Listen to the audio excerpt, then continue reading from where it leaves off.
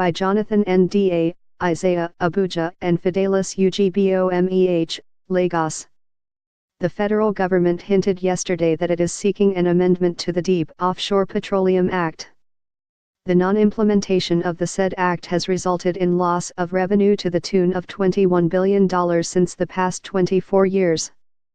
Minister of State for Petroleum Resources, Ibe Kachikwu, disclosed this after the Federal Executive Council, FEC, meeting presided over by Vice President Yemi Osinbajo.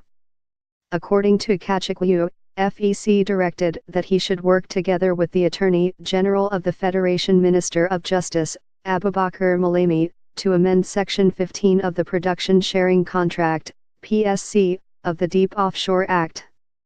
The Deep Offshore Act provides that once the price of crude exceeds $20 per barrel, the government will take steps to ensure that premium element is distributed at an agreed premium level for the federal government. Kachikwu regretted, however, that since the act was enacted in 1993, government had failed to enforce it, leading to the loss of about $21 billion that would have accrued to it. He said, "The first and most substantial for me is the decision to work with the Attorney General to amend Section 15 of the PSC of the Deep Offshore Act." Under the Act, there was a provision in 1993 that once the price of crude exceeds $20 per barrel, the government will take steps to ensure that that premium element is then distributed at an agreed premium level for the federal government so that we get more for our oil. But over the last 20 years, nothing really was done. From 1993 to now, cumulatively, we have lost a total of $21 billion just because government did not act.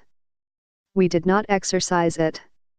In 2013 there was a notice to oil companies that we were going to do this, but we didn't follow through in terms of going to council to get approval.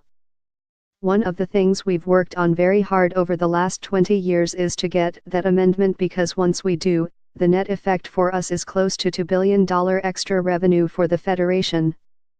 On whether it would be possible to draw back on the loss, the minister said, "I doubt it, for the simple reason that the provisions of the JOA on Section 15 is that government would need to do something, which is what we have just done today. If it is not done, then the oil companies are operating within the realms of what the law is. So, that is going to be difficult, but I love not to talk too much about that. I will be giving out what my strategies would be on national TV. Let me just say that however we do it, we would definitely try to see whether a possibility exists for clawing back some advantages. Let me just keep it at that. To prosecute 30 contractors handling East-West Road." Meanwhile, the federal government has commenced a compilation for the prosecution of about 30 contractors handling the East-West Road project. Minister of Niger Delta Affairs, Yusani Uguru Yusani, who disclosed this yesterday after the weekly FEC meeting, noted that the East-West Road was designed to fail by previous administrations.